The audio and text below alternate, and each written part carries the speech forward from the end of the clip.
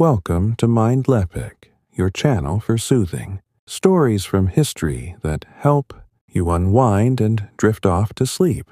Today we delve into the forgotten survival skills that kept frontiersmen alive in the vast American wilderness.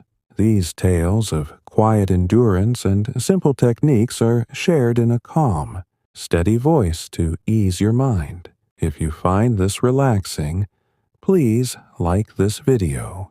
Subscribe to Mindleapic for more peaceful historical narratives, and leave a comment below with your thoughts on what sleepy history topic you'd like next. In the early days of American expansion, frontiersmen ventured into untamed lands where the forests stretched endlessly and the rivers whispered secrets of survival. These men, often solitary figures like Daniel Boone or Jim Bridger, relied on skills passed down through generations, skills that blended with the natural world in a harmonious, unhurried way. One of the most essential was building shelter, a process that began with careful observation of the environment. They would scan the landscape for fallen branches, thick leaves, and sturdy trees, choosing spots shielded from wind and rain. The lean-to shelter was a common choice, simple yet effective. To construct it, a frontiersman would find a long, straight pole, perhaps from a young pine or oak, and prop it against a low branch or rock at an angle. Then he would layer smaller branches against this frame, creating a slanted wall that deflected the elements. Over this, he would pile leaves, moss, and grass, packing them densely to form insulation against the cold night air. This method was not rushed. It was a deliberate act, aligning with the rhythm of the setting sun. The frontiersmen would gather materials methodically, ensuring each piece fit snugly without gaps. In colder regions, like the Appalachian Mountains, they might dig a shallow trench around the base to divert water, or add a reflective fire pit in front to radiate warmth inward. Fire, of course, was integral, but we'll touch on that later.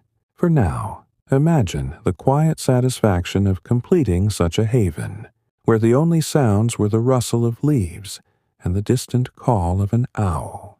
These shelters were temporary, lasting a few days at most, but they provided the rest needed to continue the journey. As the wilderness deepened, frontiersmen adapted their shelters to the terrain. In open prairies, where trees were scarce, they turned to sod or earth. Digging into a hillside, they created what was known as a dugout, excavating a rectangular pit and covering it with sod blocks cut from the ground. This earth-covered abode blended seamlessly with the land, offering coolness in summer and warmth in winter from the natural insulation. The process involved hours of steady labor with a shovel or axe, removing soil layer by layer until a space large, enough for one or two people emerged.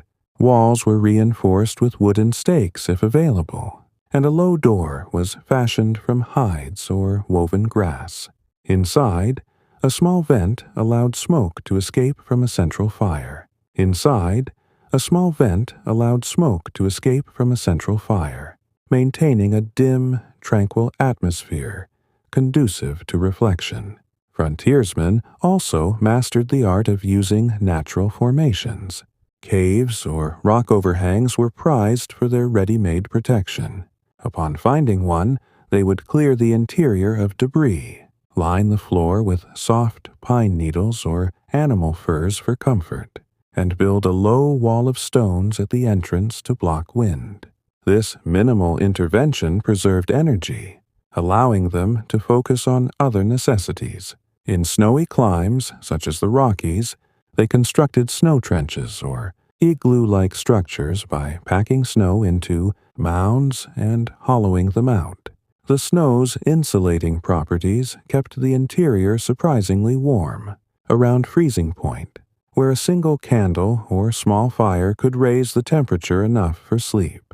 These skills were honed through trial and error, with each mistake teaching a gentle lesson in patience. A poorly built shelter might leak during a storm, but the frontiersmen would rebuild, improving incrementally. They carried few tools, perhaps just an axe, knife, and rope, relying instead on the abundance around them. Bark from birch trees served as roofing, flexible and waterproof when peeled in large sheets. Vines or strips of hide acted as bindings, tied with simple knots that held firm through the night. The goal was never extravagance, but sufficiency, a quiet balance with nature that ensured survival without excess effort. Moving deeper into the lore, consider the role of location in shelter building. Frontiersmen selected sites near water sources but elevated to avoid flooding, with southern exposure for sunlight in colder months. They avoided low-lying areas prone to insects or predators, opting for clearings that allowed visibility. This strategic placement was second nature, born from years of wandering. Once settled, they might enhance the shelter with a bed of boughs, layering springy branches to elevate themselves from the damp ground, preventing chills that could lead to illness. In essence, shelter was the cornerstone of endurance, a silent guardian against the elements. As we continue this journey through forgotten skills, let these images lull you into relaxation, picturing the steady hands of those who tamed the wild with humility and care. Frontiersmen often incorporated animal hides into their shelters for added warmth. After hunting, they would tan the skins using natural tannins from oak bark, a slow process involving soaking and stretching over days. These hides draped over the frame provided a barrier against rain and wind, their soft texture offering comfort. In regions with abundant wildlife, like the Ohio Valley, deer or buffalo hides were common, cured with brains or smoke to remain pliable. Navigation played a subtle role in finding ideal shelter spots. Using the sun's position or stars at night, they oriented themselves, ensuring shelters faced away from prevailing winds. Moss on trees indicated north in forested areas, a reliable if understated guide. Rivers served as landmarks, with shelters built on banks for easy access to water, yet far enough to evade rising levels. Food storage within shelters was another quiet skill. They hung provisions from branches to deter animals, using pouches of leather or woven baskets. This prevented spoilage and raids by bears or wolves, maintaining supplies for long treks. Hygiene in these abodes was basic but essential. Frontiersmen washed in streams, using sand for scrubbing, and kept shelters clean to avoid pests. They burned aromatic herbs like sage to repel insects, creating a soothing scent that aided rest. As days turned to weeks, these temporary homes became familiar, a testament to human adaptability. The frontiersman's life was one of constant movement, yet each shelter marked a pause, a moment of peace amid the expanse. Tools for building were minimal. The tomahawk, a versatile axe-knife hybrid, chopped wood efficiently. Knives whittled steaks and awls punched holes for lashing. These implements, often hand-forged, were cherished and maintained with oil from animal fat. In group settings, like fur-trapping parties, shelters evolved into communal lodges. Longhouses of poles and bark housed several, with central fires for shared warmth. Stories were told in low tones, fostering camaraderie in the isolation. Weather adaptation was key. In arid deserts, like the Southwest, adobe-like mud huts provided shade, mixed with grass for strength. Rainy forests demanded elevated platforms on stilts to stay dry. Predator deterrence included thorny branches around, perimeters, or noisemakers from rattling bones. This passive protection allowed undisturbed sleep. Medical considerations influenced design. Shelters near medicinal plants, like willow for pain relief, were preferred. Ventilation prevented smoke buildup, reducing respiratory issues. Cultural influences shaped techniques. Native American methods, such as wigwams, were adopted. Circular frames covered in mats for stability. Seasonal variations meant winter shelters were deeper, summer ones airy. Spring brought flood awareness, fall stockpiling. Personal touches, like carved notches for tracking days, added humanity to these structures. The psychological benefit was immense. A good shelter boosted morale, warding off despair in loneliness. Economically, these skills saved resources, avoiding costly permanent builds until settlement. Ecologically, they minimized impact, using renewable materials that decomposed naturally. Historically, these practices influenced later pioneers, forming the basis of homesteading. In literature, accounts from Lewis and Clark detail such shelters during expeditions. Archaeologically, remnants like post holes reveal ancient sites. Comparatively, similar skills existed globally, from European thatch to Asian bamboo. Evolutionarily, they echo prehistoric cave dwellings. Practically, modern survivalists revive them in training. Aesthetically, the simplicity holds beauty in functionality. Symbolically, they represent resilience against adversity. Narratively, each shelter tells a story of one night's victory over the wild. To count characters.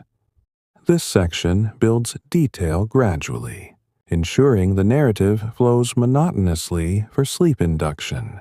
Expanding on historical examples, Daniel Boone's Kentucky shelters were lean-tos near streams, allowing quick relocation.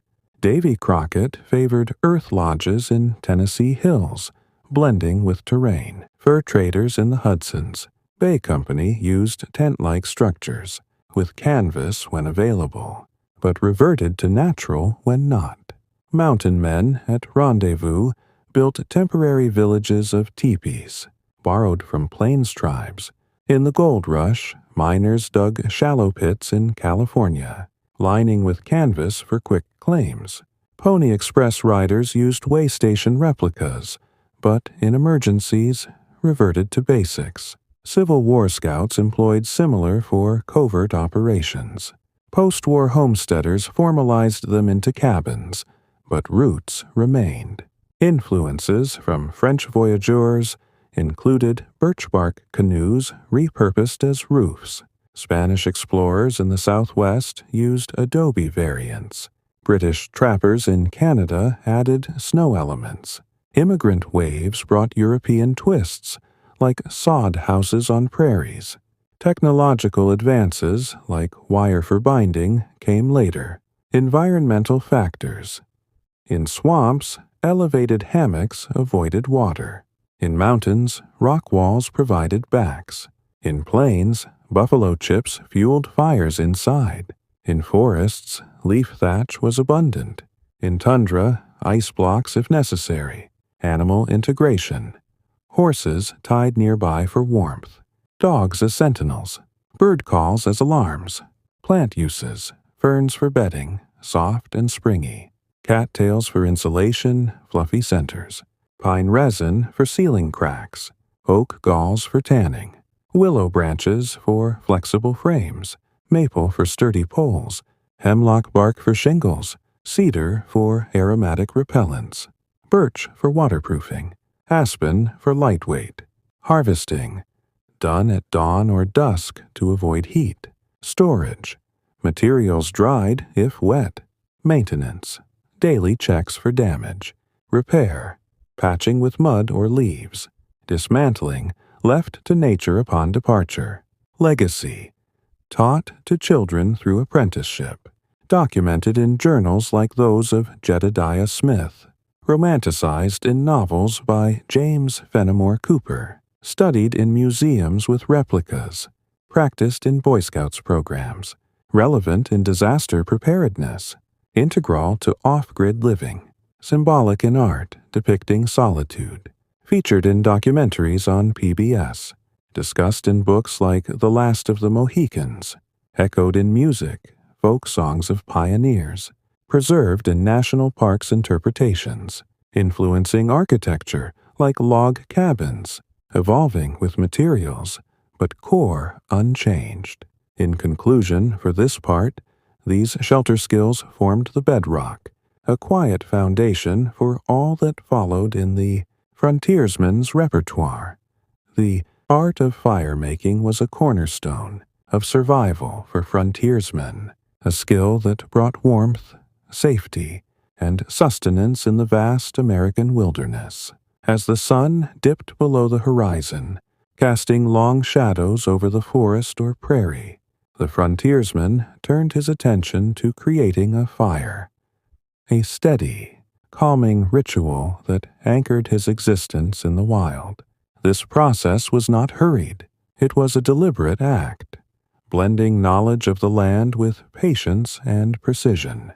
Fire provided not just physical comfort, but a psychological balm, its flickering light a companion in the solitude of the frontier. To begin, the frontiersman sought the right materials, a task that required keen observation. He would gather tinder, dry grass, shredded bark, or the fluffy seeds of cattails, ensuring it was fine enough to catch a spark. Kindling came next, small twigs or splinters of wood, ideally from resin-rich pine or cedar, which ignited easily. Larger logs, often oak or hickory for their slow-burning qualities, were collected to sustain the fire through the night. Each piece was chosen with care, as damp or green wood could smother the flame, filling the shelter with smoke. The frontiersman's hands moved methodically, arranging these elements in a small clearing, perhaps encircled by stones to contain the blaze. The most common fire-starting method was the flint and steel, a tool carried by nearly every frontiersman. The steel striker, a C-shaped piece of hardened metal, was struck against a flint rock to produce sparks. These sparks, tiny and fleeting, were directed onto a nest of tinder, often held in a char cloth, a piece of cotton or linen scorched to catch easily. The frontiersman would blow gently, coaxing the ember into a flame, a process that demanded patience. In wet conditions, he might shave dry wood from the inner core of a log, ensuring his tinder remained viable. This act, though simple, was a testament to his intimacy with the environment, knowing where to find dry materials even after a rain. In regions where flint was scarce, such as the Great Plains, frontiersmen adopted Native American techniques like the bow drill. This involved a flat wooden base, a spindle, and a bow made from a curved stick and cord. By rotating the spindle rapidly against the base with the bow, friction created heat, eventually forming an ember. The process was slow, often taking several minutes of steady effort, but it was reliable. The frontiersman's focus during this task was absolute, his movements rhythmic, almost meditative, as he worked in harmony with the wood's grain. Once the fire was lit, maintaining it was an art in itself. The frontiersman arranged logs in patterns suited to his needs, a teepee shape for quick, hot flames to boil water, or a log cabin stack for long-lasting warmth. He ensured proper airflow, avoiding a smothered fire, and kept a stockpile of wood nearby to feed it through the night. In windy conditions, he might dig a shallow pit or use rocks to shield the flames, preserving their life. The fire's glow illuminated his shelter, casting soft shadows on the bark or sod walls, creating a serene atmosphere. Fire served multiple purposes beyond warmth. Cooking was central, with game like deer or rabbit roasted over the flames, on a spit fashioned, from green wood to prevent burning. The frontiersman might also use a flat stone as a griddle for flatbreads made from cornmeal or flour if he carried it. Smoking meat preserved it for days, a process involving low, smoky fires fueled by damp wood or herbs to impart flavor and deter pests. Boiling water, often in a small iron pot or hollowed gourd, ensured it was safe to drink, a quiet precaution against illness. Protection was another role of fire. Its light and smoke kept predators like wolves or mountain lions at bay, their eyes glinting just beyond the fire's reach. The frontiersman often placed his shelter's entrance facing the fire, ensuring he could see any approaching threat. In colder climates, he might build a reflector wall of logs or stones behind the fire to direct heat into the shelter, maximizing its warmth. This strategic placement was second nature, born from countless nights under the stars. The choice of wood was critical. Hardwoods like oak or maple burned slowly, providing steady heat, while softwoods like pine ignited quickly but burned fast. In the absence of trees, as on the open plains, frontiersmen used dried buffalo dung, known as buffalo chips, which burned surprisingly well and produced little smoke. This adaptability showcased their resourcefulness, turning the land's offerings into tools for survival. Fire also had a cultural dimension. Frontiersmen learned from Native American tribes, who used fire for signaling or clearing land for hunting. The Blackfoot, for instance, taught trappers to create smudge fires with sage to repel insects, a practice that doubled as a calming ritual. These exchanges enriched the frontiersman's knowledge, blending traditions into a practical repertoire. Maintaining a fire required vigilance. A sudden gust or rain could extinguish it, so the frontiersman kept his tinder dry, often stored in a leather pouch or hollowed horn. If a fire went out, restarting it in harsh conditions was a test of endurance, but he persisted, knowing its importance. In extreme cold, he might sleep close to the embers, waking periodically to add wood, ensuring the fire never died. The psychological comfort of fire cannot be overstated. Its steady crackle and warm glow countered the loneliness of the wild, offering a sense of home, however temporary. Stories told by firelight, whether to oneself or companions, wove a thread of continuity, connecting the frontiersman to his past and future. It was a quiet ritual, one that grounded him in the present. Fire-making extended to tool crafting. Torches from pine knots illuminated nighttime tasks, while embers hardened spear tips or shaped wooden tools. The frontiersman might burn out the center of a log to create a lightweight canoe, a slow but effective method borrowed from indigenous practices. Environmentally, fire was used with care. Frontiersmen avoided sparking wildfires, choosing clearings and extinguishing coals before moving on. This respect for the land ensured its resources remained for future travels. Historically, fire-making techniques influenced later settlers, appearing in journals of explorers like Meriwether Lewis, who detailed their reliance on friction fires during the Corps of Discovery. These skills were passed down, shaping pioneer life and even modern camping practices.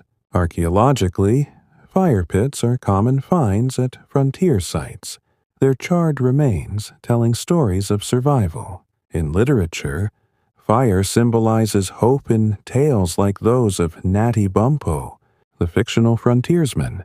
Practically, these methods are still taught in survival schools, emphasizing their timelessness.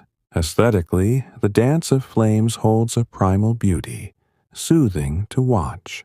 Symbolically, fire represents human ingenuity, a spark of defiance against the wild's indifference.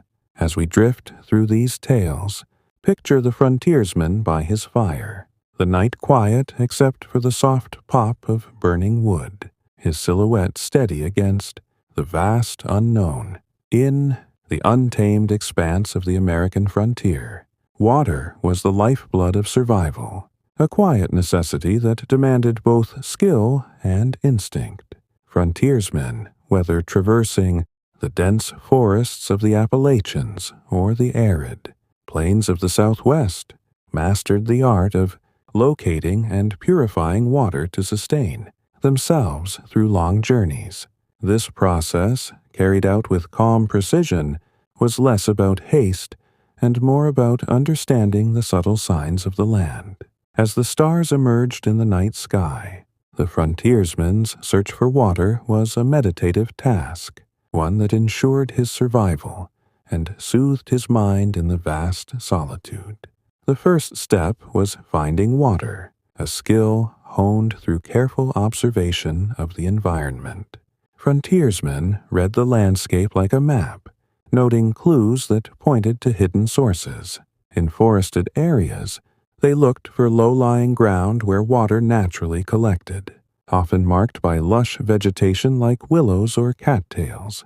Animal tracks converging toward a single point, deer trails, or the faint paw prints of wolves, often led to streams or springs. Birds, especially waterfowl, circling in the early morning or evening, signaled nearby ponds. Even insects, like bees or dragonflies, hinted at water within a mile, their presence a subtle guide in the stillness. In drier regions, such as the Great Basin, where surface water was scarce, frontiersmen dug into dry riverbeds or arroyos, seeking moisture just beneath the surface.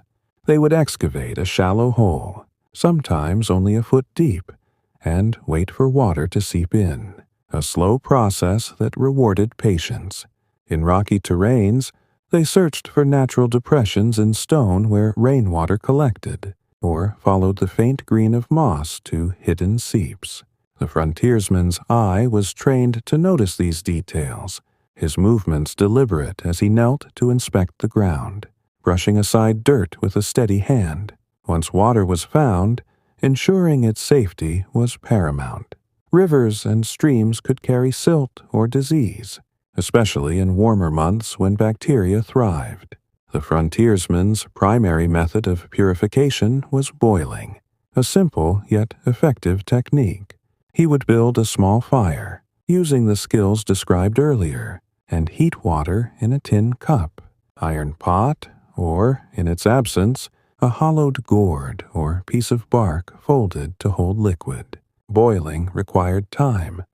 Water needed too. Reach a rolling boil for several minutes to kill pathogens, but the frontiersman worked unhurriedly, letting the fire's warmth and the water's gentle simmer create a calming rhythm. In situations where boiling wasn't feasible, perhaps due to a lack of dry wood or the need for stealth, frontiersmen employed filtration. They would dig a seep well near a water source, allowing groundwater to filter through layers of sand and gravel into a small pit. This natural filtration removed sediment and some impurities, producing clearer water. To further purify, they might pass the water through a cloth or a makeshift filter of charcoal and grass, layered in a hollow reed or funnel-shaped bark. This method, though less reliable than boiling, was a quiet act of ingenuity, requiring only the materials at hand. Frontiersmen also learned from Native American practices, such as using certain plants to clarify water. The crushed seeds of the prickly pear cactus, common in desert regions, could be added to murky water to settle silt, a technique shared by tribes like the Apache. Similarly, a handful of clean pebbles or sand stirred into a container helped sediment sink, leaving clearer water at the top. These methods were slow, often taking hours, but they aligned with the frontiersman's patient approach, his hands working steadily as the day faded into dusk. Carrying water was another challenge. Frontiersmen used canteens made from animal bladders, gourds, or later, metal flasks, but these held limited amounts. To compensate, they planned routes along water sources, rarely straying more than a day's walk from a stream or spring. In arid regions, they might carry a small leather pouch filled with smooth stones, which they sucked on to stimulate saliva and reduce thirst. A trick borrowed from desert tribes. This small act, unassuming yet effective, allowed them to endure long stretches without drinking, their focus unbroken by discomfort. The choice of water source was strategic. Springs were prized for their purity, often bubbling up cold and clear from underground aquifers. Streams were reliable but required caution, as they could be contaminated by animal carcasses upstream. Lakes, while abundant, were approached warily, as stagnant water bred illness. The frontiersmen tested water by smell and taste, dipping a finger to check for unusual odors or bitterness, a sign of minerals or toxins. If unsure, he might observe wildlife.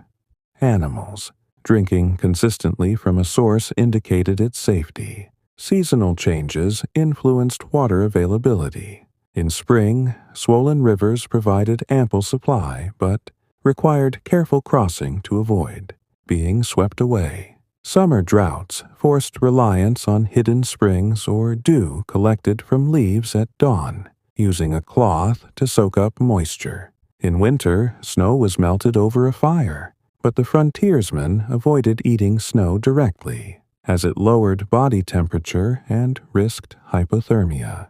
Each season demanded a slight shift in approach, a quiet adaptation to nature's cycles. Water also served beyond drinking. It was used for cooking, soaking hides for tanning, or washing wounds to prevent infection. Frontiersmen carried basic medical knowledge, often boiling water with willow bark to create a mild, pain-relieving tea, a remedy learned from indigenous healers. This dual use of water, as sustenance and medicine, underscored its centrality to survival. The psychological importance of water cannot be overlooked. Finding a clear spring after days of travel brought a sense of relief, a moment of quiet triumph. The sound of running water, whether a trickle or a steady flow, soothed the mind, its gentle murmur a backdrop to rest. The frontiersman often camped near such sounds, letting them lull him into sleep, the day's worries dissolving into the night. Culturally, water sources were meeting points. Frontiersmen and Native Americans shared knowledge at riverbanks, trading tips on purification or navigation. These exchanges, conducted in low tones, fostered mutual respect, blending traditions into a shared language of survival. Practically, water skills were vital for long expeditions. Explorers like John Coulter, who traversed the Rockies, relied on these techniques to survive months in the wild. Their journals note springs and rivers as lifelines, each discovery a small victory. Archaeologically, water-related artifacts like canteens or clay pots are found at frontier camps, evidence of these practices. In literature, water's role is romanticized, as in tales of pioneers quenching thirst at hidden oases. Modern survivalists still teach these methods, emphasizing their simplicity and effectiveness. Aesthetically, the image of a frontiersman kneeling by a stream, cupping water in his hands, evokes a timeless connection to nature. Symbolically, water represents life, its pursuit a metaphor for resilience. As you drift with these stories, imagine the frontiersman by a quiet stream, the water's soft ripple blending with the crackle of his fire, guiding him and you into a peaceful rest. In the vast wilderness of the American frontier, finding food was a quiet, deliberate act that sustained the frontiersmen through endless days and nights. Whether in the dense forests of the Ohio Valley or the open prairies of the Great Plains, these men mastered the skills of foraging and hunting, blending keen observation with patience to gather nature's offerings. The process was not one of urgency, but of steady rhythm, aligning with the land's cycles. As the moon rose over the horizon, casting a soft glow, the frontiersman's search for sustenance became a calming ritual, one that nourished both body and mind. Foraging began with understanding the land's bounty. Frontiersmen studied the seasons, knowing when berries ripened or roots grew tender. In spring, they sought wild leeks and fiddlehead ferns, their green tips poking through the forest floor. Summer brought blackberries, huckleberries, and wild grapes, plucked carefully to avoid thorns or poisonous lookalikes like nightshade. Fall offered nuts, hickory, walnuts, and chestnuts, gathered in pouches for their high energy. Winter foraging was sparse, but the frontiersman might scrape pine bark for its edible inner layer, rich in vitamins, or didge for cattail roots, starchy and filling when boiled. Identifying edible plants required a trained eye. The frontiersman learned from Native American guides, who shared knowledge of plants like wild rice or purslane, abundant in wetlands. He memorized leaf shapes, colors, and smells, distinguishing safe from toxic. For example, wild carrots had hairy stems and a distinct carrot-like scent, while their deadly cousin, hemlock, did not. This careful study was done in silence, often at dawn, when the air was still and the mind clear. He might taste a small piece of a plant, waiting to ensure no ill effects, a slow but essential precaution. Mushrooms were a riskier prize. Morels, with their honeycomb caps, were a springtime delicacy, while puffballs, white and firm, were safe when young. But the frontiersman avoided brightly colored fungi, knowing many were poisonous. He carried this knowledge like a map, etched through years of trial and error, each lesson a step toward mastery. Foraging extended to medicinal plants. Yarrow stopped bleeding when crushed and applied to wounds, while elderberry tea soothed fevers. These remedies, often learned from tribes like the Cherokee, were gathered alongside food, stored in leather pouches for later use. The act of collecting was methodical, the frontiersman kneeling to inspect each plant, his hands moving with care to avoid waste. Hunting, however, was the backbone of sustenance, providing protein to endure long treks. The frontiersman used a flintlock rifle or bow, both requiring precision and patience.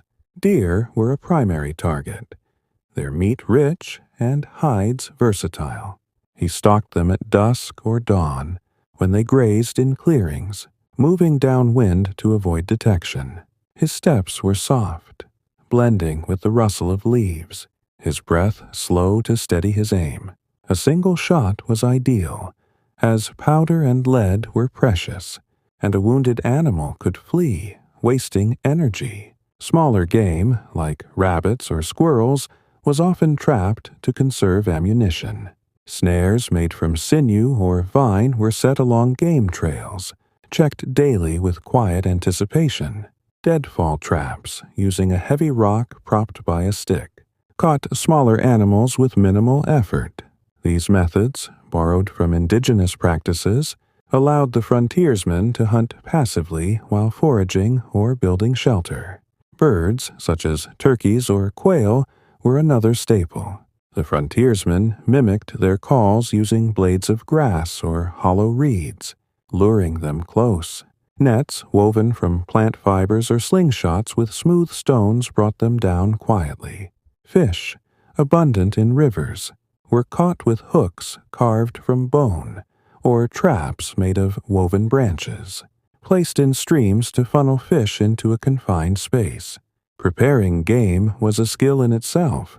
The frontiersman skinned animals with a sharp knife, preserving hides for clothing or shelter. Meat was roasted over a fire, as described earlier, or dried into jerky for travel. Drying involved thin strips hung over a smoky fire, the smoke repelling insects and preserving the meat for weeks. Bones were boiled for broth, rich in nutrients, or cracked for marrow, a high-energy food for lean times. Food storage was critical to avoid attracting predators. The frontiersmen hung provisions in trees, using leather sacks or bark containers, suspended high to deter bears or wolves. In winter, he buried food in snow to keep it fresh, marking the spot with a subtle notch on a nearby tree. These precautions ensured his supplies lasted, a quiet victory over the wild's challenges. The frontiersman's diet was supplemented by trading with Native Americans or other travelers. He might exchange furs for cornmeal or salt, a rare commodity that enhanced flavor and preserved meat. These exchanges, conducted with mutual respect, were moments of connection in the solitude, often accompanied by shared meals over a fire. Seasonal shifts shaped foraging and hunting. Spring brought abundant game and greens. Summer offered berries and fish. Fall provided nuts and migrating birds, and winter demanded reliance on stored food or small game. The frontiersman adapted, his knowledge a tapestry woven from experience and observation.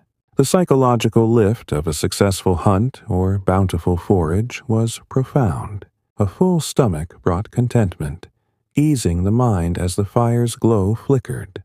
The act of gathering food, whether plucking berries or dressing a deer, was grounding, a reminder of self-reliance in the vast unknown. Culturally, these skills were shared across generations. Native tribes like the Shawnee taught frontiersmen to grind acorns into flour, removing bitterness through soaking. In return, frontiersmen offered metal tools, enriching both sides' survival strategies. Historically, these methods sustained explorers like Lewis and Clark, whose journals describe foraging wild onions or hunting elk. Archaeologically, fire pits with bone fragments or seed caches mark frontier camps. In literature, tales of hunters like Daniel Boone romanticize this life, blending fact with myth. Practically, modern survivalists revive these skills, teaching snares or plant identification. Aesthetically, the image of a frontiersman picking berries at dusk evokes simplicity and harmony. Symbolically, foraging and hunting reflect resilience, a quiet triumph over scarcity. As you drift with these stories, picture the frontiersman by a stream, cleaning a fish or gathering nuts, the soft sounds of the forest lulling you into restful peace. In the boundless wilderness of the American frontier, the ability to craft tools and weapons from the land's raw materials was a vital skill that sustained frontiersmen through their solitary journeys. With only a knife, axe, or their bare hands, these men transformed wood, stone, and bone into implements that ensured survival. This process was slow and deliberate, a quiet dance with nature's resources, carried out under the soft light of dawn or the glow of a campfire. Each tool crafted was a testament to ingenuity, blending practicality with the land's offerings to create a sense of calm, self-reliance.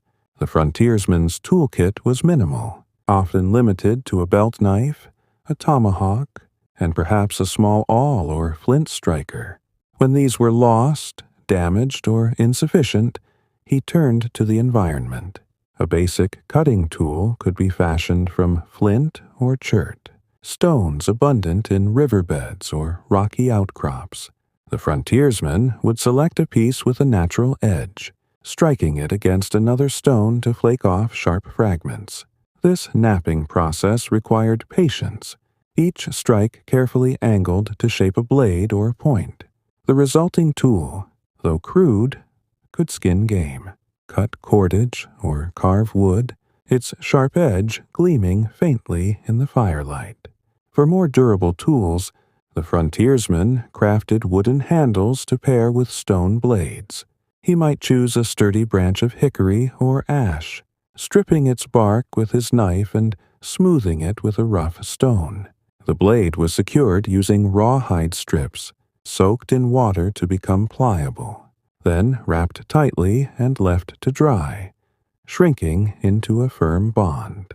This axe or adze was used for chopping wood, building shelters, or hollowing logs for canoes. Its weight balanced for efficient swings.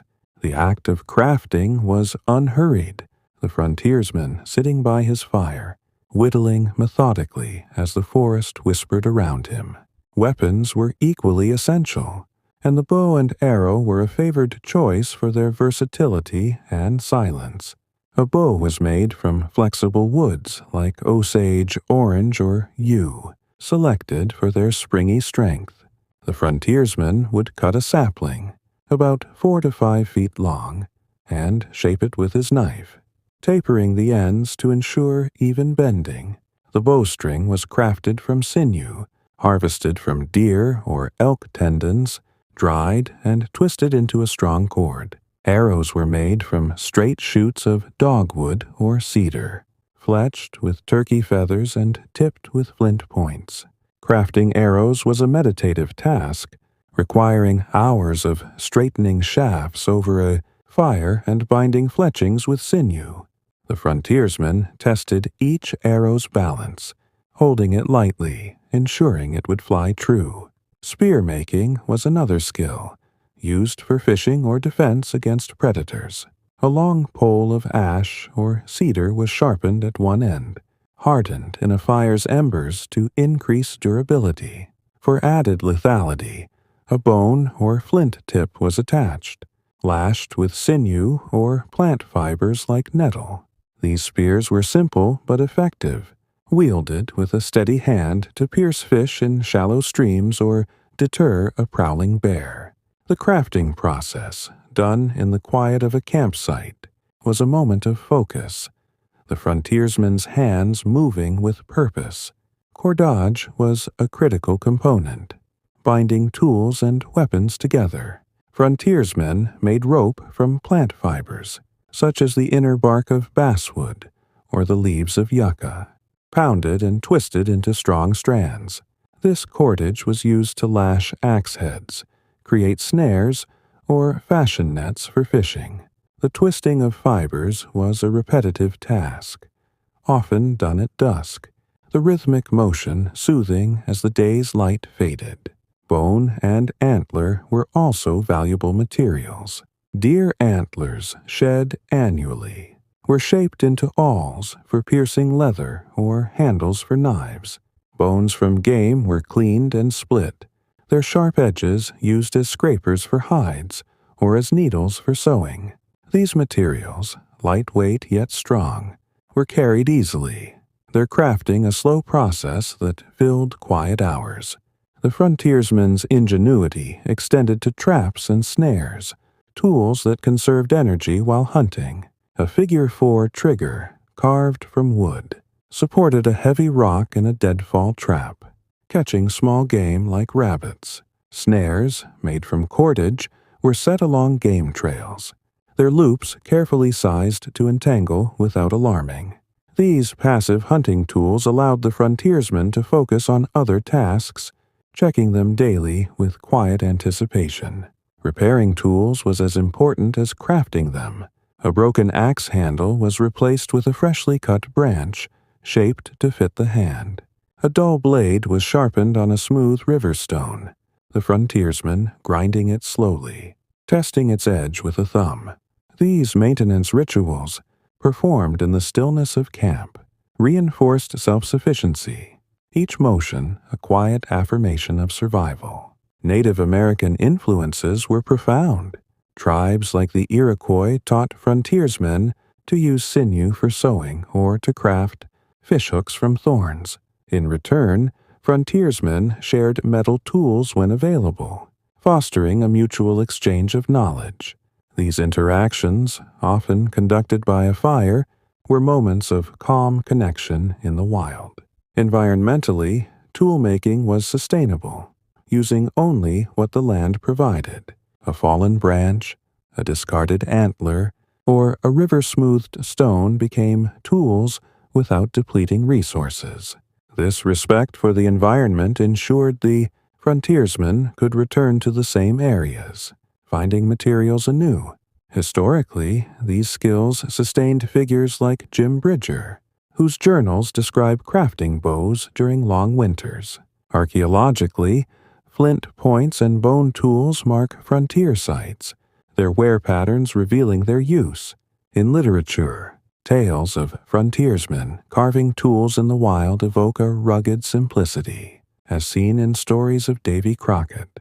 Practically, these techniques are taught in modern survival courses, emphasizing their timeless utility. Aesthetically, a handcrafted bow or stone knife holds a primal beauty, its lines shaped by necessity. Symbolically, crafting represents mastery over the wild, a quiet triumph of human skill. As you drift with these stories, picture the frontiersman by his fire, carving a bow or sharpening a stone, the soft scrape of his knife blending with the night's gentle sounds, guiding you into restful peace. In the sprawling wilderness of the American frontier, navigation was a quiet art that guided frontiersmen through uncharted forests, prairies, and mountains. Without maps or compasses, these men relied on their senses, the land's natural markers, and a deep connection to the environment to find their way. The process was slow and deliberate, a meditative practice that required patience and keen observation. As twilight settled over the landscape, casting long shadows, the frontiersman's ability to read the land ensured he was never truly lost, offering a sense of calm purpose in the vast unknown. The sun was the frontiersman's primary guide. By noting its position at dawn and dusk, he could determine east and west, setting a rough course. At noon, when the sun was highest, he might use a stick planted in the ground to cast a shadow, its shortest point indicating true north. This simple method, requiring only a moment's pause, was reliable across seasons, grounding the frontiersman in the rhythm of the day. At night, the stars took over. The North Star, found by locating the Big Dipper and following its pointer stars, was a constant beacon in the northern sky. Its faint glow, steady and unyielding, guided him through dark forests or open plains, a quiet companion in solitude. Trees and plants offered subtle clues. In dense forests, moss grew thicker on the northern side of tree trunks, where shade lingered, providing a natural compass. The frontiersman would run his fingers over the bark, feeling for the telltale texture, his touch light to avoid disturbing the growth. In open areas, sunflowers tilted toward the sun, their faces tracking its arc from east to west. Cottonwood trees, common near rivers, signaled water and direction, their leaves shimmering in the breeze as if whispering the way forward. Rivers and streams were lifelines for navigation. Frontiersmen followed their banks, knowing they often led to settlements or trading posts. The flow of water indicated elevation. Upstream meant higher ground, downstream toward valleys or plains. By memorizing bends or distinctive rocks, the frontiersman created mental maps, his memory a tapestry of landmarks woven through countless journeys. In the Great Plains, where landmarks were scarce, he might note a lone tree or a buffalo wallow, subtle features that stood out in the open expanse. Wind and weather also guided the way. Prevailing winds, often westerly in many regions, helped orient the frontiersman when other signs were absent. He would stand still, feeling the breeze on his face, its direction a quiet hint. Cloud patterns, like the anvil shapes of approaching storms, signaled when to seek shelter, while clear skies promised safe travel. These observations, made in moments of stillness, connected him to the land's rhythms. Animal behavior provided further direction. Migrating birds, flying south in fall or north in spring, offered a seasonal compass. Deer trails, worn into the earth, often led to water or safe crossings. paths the frontiersmen followed with soft steps. Even ants, marching in lines toward their nests, could indicate nearby resources, their tiny movements a guide in miniature. Dead reckoning was a skill of last resort, used when landmarks were absent. The frontiersmen estimated distance and direction by counting steps or noting travel time, adjusting for terrain.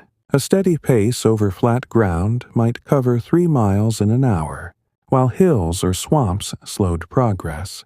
This mental tally, kept with calm focus, allowed him to retrace his steps or estimate his position. Even in featureless landscapes, Native American knowledge was invaluable. Tribes like the Lakota taught frontiersmen to use cairns, piles of stones, as trail markers, or to read bent grass as signs of recent passage.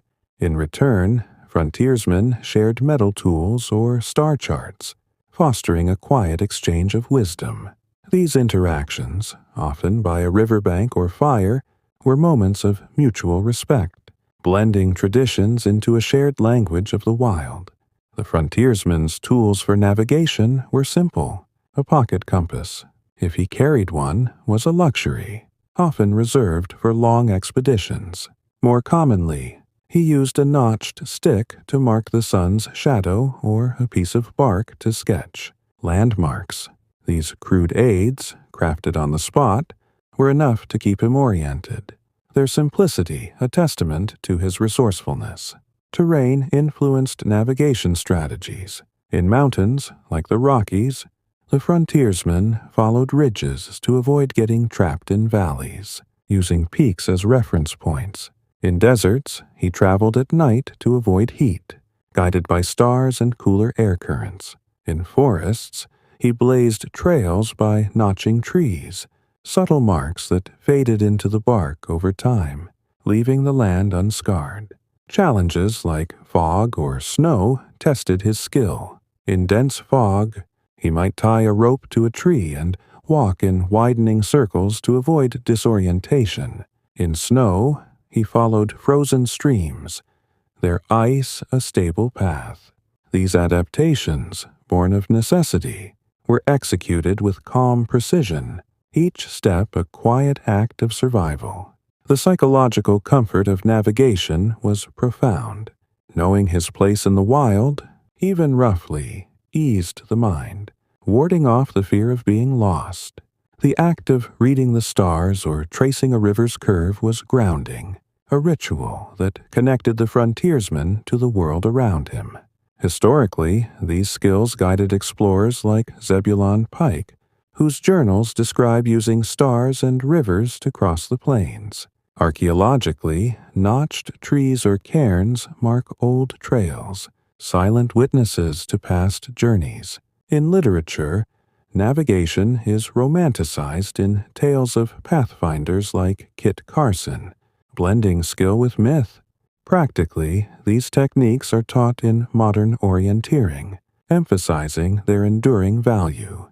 Aesthetically, the image of a frontiersman, pausing to read the stars, evokes a timeless bond with nature. Symbolically, navigation represents clarity in chaos, a quiet triumph over the unknown. As you drift with these stories, picture the frontiersman standing under a starlit sky, tracing the North Star's glow, the soft rustle of leaves guiding him and you into peaceful rest. The rugged expanse of the American frontier, crafting and maintaining clothing, was a vital skill that shielded frontiersmen from the harsh elements of the wilderness. Whether facing biting winds in the Rockies or sweltering heat on the plains, these men relied on their ingenuity to create garments and gear from the land's resources. This process was slow and methodical, a quiet act of survival that required patience and an intimate knowledge of materials. As the fire's embers glowed softly in the evening, the frontiersman's work on his clothing became a calming ritual, ensuring warmth, protection, and a sense of self-reliance in the vast solitude. The primary material for clothing was animal hide, valued for its durability and insulation. Deer, elk, and buffalo were the most common sources, their skins transformed into shirts, trousers, and moccasins through a meticulous tanning process. After hunting, the frontiersmen would skin the animal carefully, using a sharp knife to remove the hide without tearing it. The hide was then scraped clean of flesh and fat, often with a bone or flint tool, a repetitive task done by the fire's light. To soften the hide, it was soaked in a mixture of water and animal brains or oak bark, which provided natural tannins. The frontiersmen kneaded the hide for hours, stretching it over a frame or rubbing it with a smooth stone until it became pliable. This slow work, accompanied by the forest's quiet sounds, was almost meditative, aligning with the rhythm of the night. Once tanned, the hide was cut and sewn into clothing. Using an awl made from bone or antler, the frontiersmen punched holes in the leather, threading sinew, dried tendons from the same animal, as a strong, natural thread. Moccasins were crafted to fit the foot snugly, with extra layers of hide on the soles for durability. A buckskin shirt, loose yet warm, protected against thorns and cold, while leggings guarded the legs from brush or snake bites. These garments were simple, designed for function over fashion, their soft texture a comfort against the skin. In colder regions, like the northern forests, fur was incorporated for warmth. Beaver or rabbit pelts, sewn into linings or used as hats, trapped heat effectively. The frontiersman might wrap a buffalo robe around himself during winter nights, its thick fur a shield against snow and wind. In warmer climates, lighter materials like woven plant fibers, nettle or milkweed, were used for breathable shirts. Learned from Native American techniques, these plant-based fabrics, though less durable, allowed air to circulate, easing the burden of summer heat. Weatherproofing was critical. To repel rain, hides were smoked over a low fire, the smoke's oils creating a water-resistant layer. The frontiersmen built a small frame of branches, suspending the hide above smoldering wood, ensuring even exposure. This process, done with care to avoid scorching, could take hours, the smoke's faint scent blending with the evening air. In some cases, he applied animal fat or beeswax to seams, rubbing it in with his fingers to seal gaps, a quiet task that ensured dry clothing during storms. Footwear demanded special attention. Moccasins wore out quickly on rocky terrain, so the frontiersman carried spare hides or repaired them on the trail. He might stuff them with dry grass for insulation in winter or line them with soft bark to cushion his steps. In swampy areas, like the Mississippi Delta, he elevated his feet with platform soles woven from reeds, keeping them dry. These adaptations, learned through trial and error, were crafted in moments of rest, the frontiersman sitting cross-legged, stitching by firelight. Protection extended beyond clothing to gear like hats and gloves.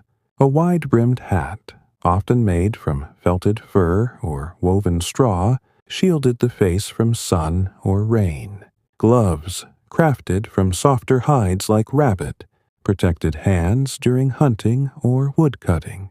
In extreme cold, mittens stuffed with fur or feathers provided warmth, their bulk a small price for comfort.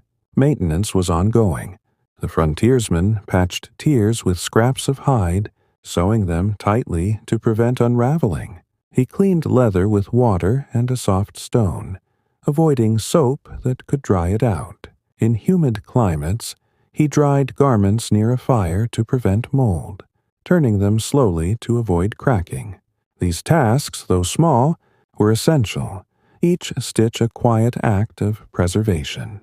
Native American influences enriched these skills. Tribes like the Cheyenne taught frontiersmen to decorate clothing with quills or beads, not just for beauty but to reinforce seams. In return, frontiersmen traded metal needles, easing the sewing process. These exchanges, often silent and respectful, occurred at trading posts or riverbanks, strengthening bonds through shared survival. Environmental considerations shaped clothing choices. In deserts, loose garments protected against sunburn, while in forests, tighter fits avoided snags on branches. In snowy regions, layered hides trapped heat, while in rain-soaked areas, smoked leather repelled moisture. The frontiersman adapted, his clothing a reflection of the land he traversed. The psychological comfort of sturdy clothing was immense. A warm coat or dry moccasins eased the mind, a bulwark against the wild's unpredictability. The act of crafting or repairing, with its repetitive motions, soothed the spirit, grounding the frontiersman in his work. Historically, these skills sustained explorers like John Fremont, whose journals describe tanning hides during expeditions. Archaeologically, hide scraps and bone needles mark frontier camps, evidence of this craft. In literature, tales of buckskin-clad heroes like Natty Bumppo romanticize the rugged aesthetic. Practically, modern survivalists teach tanning and sewing, preserving these techniques. Aesthetically, a hand-stitched buckskin shirt evokes a timeless connection to the wild. Symbolically, clothing represents resilience, a shield woven from the land itself. As you drift with these stories, picture the frontiersman by his fire, stitching a moccasin, the soft crackle of flames and the rhythm of his needle lulling you into peaceful rest. In the untamed reaches of the American frontier, where no doctor or apothecary could be found, frontiersmen relied on their knowledge of natural remedies and basic medical skills to treat injuries and illnesses. The wilderness was both a challenge and a pharmacy, offering plants, minerals, and techniques to heal the body. This practice was quiet and deliberate, a blend of observation and inherited wisdom, often performed under the soft glow of a campfire or the faint light of dawn. As the wind whispered through the trees, the frontiersman's careful tending to wounds or ailments became a soothing ritual, ensuring survival and fostering a sense of calm resilience.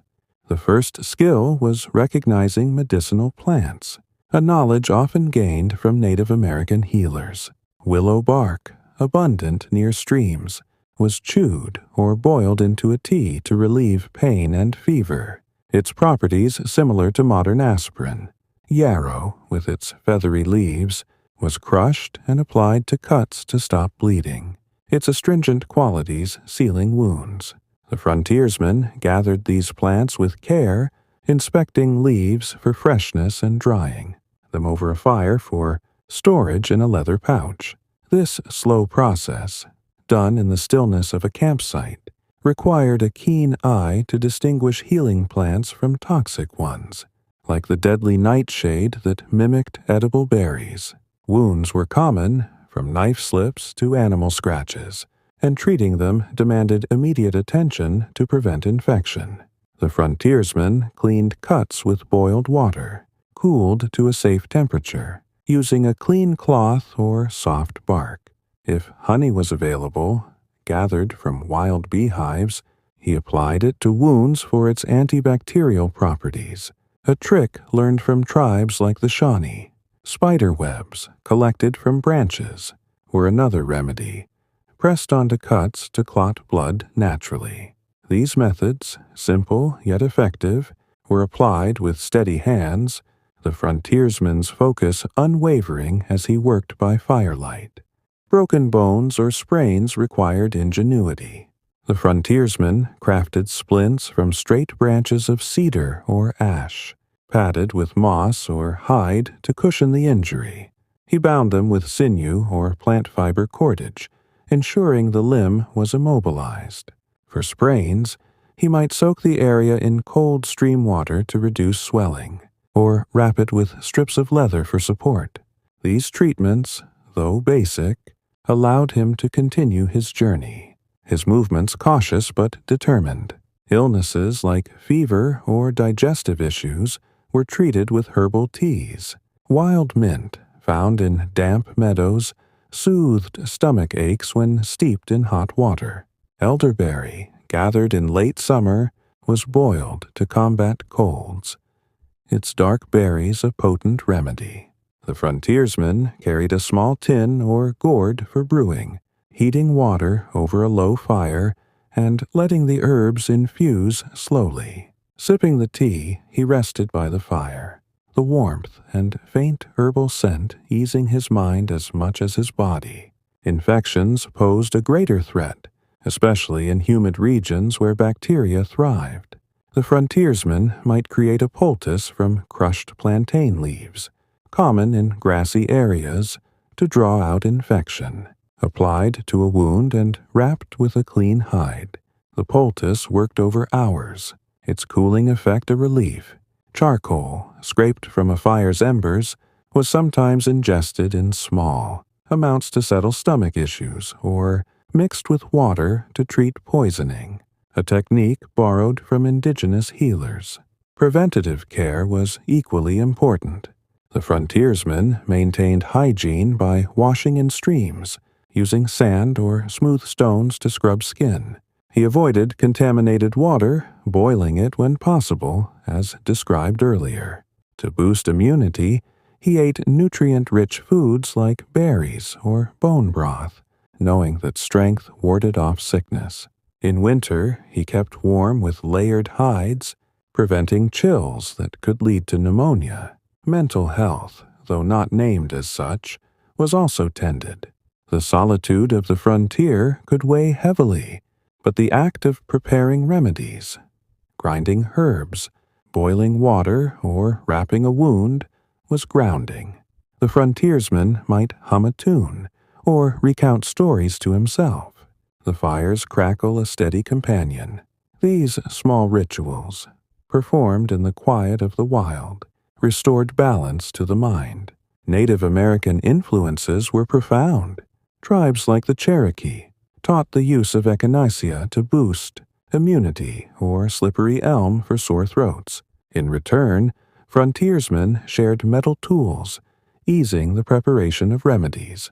These exchanges, often silent and respectful, occurred at campfires or trading posts, weaving a shared tapestry of survival. Environmental factors shaped medical practices. In forests, abundant plants provided remedies, while in deserts, the frontiersman relied on cacti like prickly pear for hydration and wound care. In snowy regions, he used snow to cool fevers, melting it carefully to avoid chilling the patient. Each terrain demanded adaptation, a quiet recalibration of skills. The psychological lift of healing was immense. Treating a wound or easing a fever brought a sense of control, a quiet victory over the wild's dangers.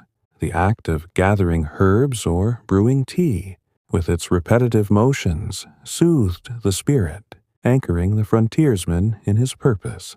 Historically, these skills sustained explorers like Meriwether Lewis, whose journals detail using willow bark for fevers during the Corps of Discovery. Archaeologically, pouches of dried herbs or bone tools mark frontier camps, evidence of this craft. In literature, tales of frontiersmen tending wounds in the wild, like those of Jim Bridger, blend practicality with myth. Practically, modern survivalists teach these remedies, emphasizing their simplicity. Aesthetically, the image of a frontiersman crushing herbs by a stream evokes a timeless bond with nature. Symbolically, healing represents resilience, a quiet triumph over adversity. As you drift with these stories, picture the frontiersman by his fire, stirring a pot of herbal tea, the soft steam rising into the night, guiding you into peaceful rest. In the boundless wilderness of the American frontier, understanding and adapting to the weather was a vital skill that kept frontiersmen safe and prepared. Without modern instruments, these men relied on keen observation of the sky, wind, and wildlife to predict changes in the elements. This quiet, deliberate process was less about haste and more about attuning to nature's subtle cues, a meditative practice that grounded them in the rhythm of the land.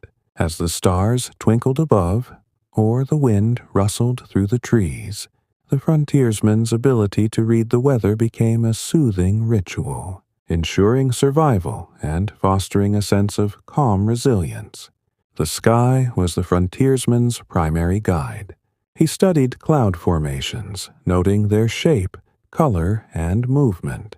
High, wispy, cirrus clouds, like feathers brushed across the sky, often signaled fair weather, but hinted at rain within a day or two. Thicker, gray nimbus clouds, heavy and low, warned of imminent storms, prompting the frontiersman to reinforce his shelter or seek higher ground.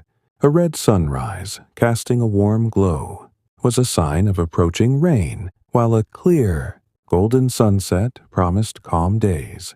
These observations, made in moments of stillness, were second nature, the frontiersman pausing to scan the horizon with a steady gaze. Wind patterns offered further clues. A sudden shift to a cold, northerly breeze often meant a front was moving in, bringing cooler temperatures or snow in winter. A warm, moist wind from the south suggested rain, especially in summer. The frontiersman stood quietly, feeling the air on his face, its direction and strength guiding his decisions. In open prairies, where wind was constant, he noted its steadiness. Erratic gusts signaled instability, while a consistent breeze indicated stable weather. This subtle reading of the air, done with minimal effort, helped him plan his day's travel or rest. Wildlife provided reliable indicators. Birds flying low, seeking shelter in trees or bushes, hinted at falling air pressure and coming rain.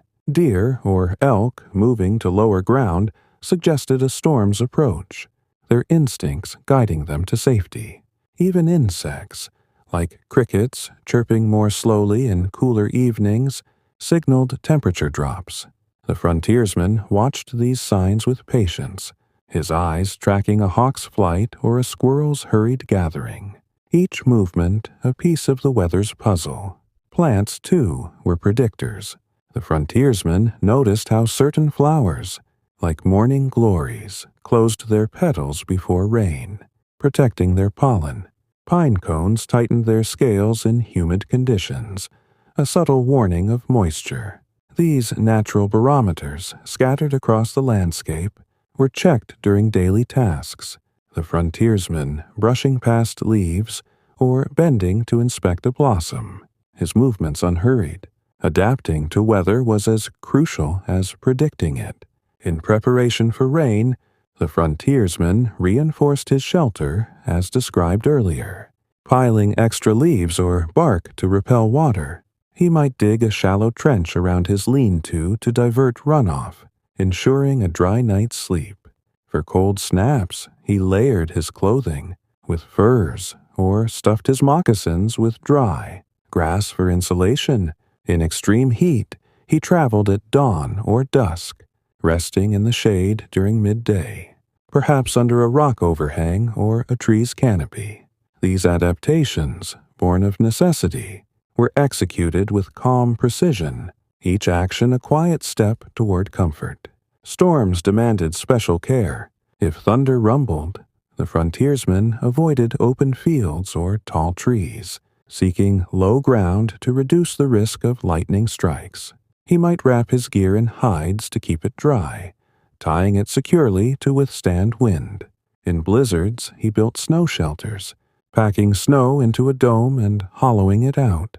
As mentioned in earlier parts, its insulation a shield against the cold. These preparations, done with steady hands, ensured safety in the wild's unpredictability. Seasonal patterns guided long-term planning. Spring brought heavy rains and flooding rivers, so the frontiersmen chose higher campsites. Summer's heat required frequent water stops, while fall's clear days were ideal for travel. Winter demanded extra firewood and insulated shelters, with travel limited to avoid frostbite. Each season's rhythm shaped his movements, a quiet dance with the land's cycles. Native American knowledge enriched these skills. Tribes like the Crow taught frontiersmen to read smoke's behavior, rising straight in calm air or swirling in turbulent conditions as a weather indicator. In return, frontiersmen shared metal tools, easing tasks like shelter building. These exchanges, often by a fire's glow, were moments of mutual respect, blending traditions into a shared survival language.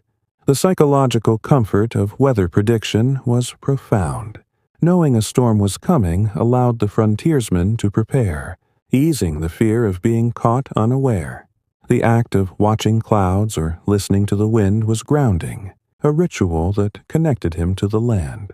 Even in solitude, these observations felt like a conversation with nature, soothing the mind. Historically, these skills guided explorers like William Clark, whose journals note cloud patterns and animal behavior during the Lewis and Clark expedition.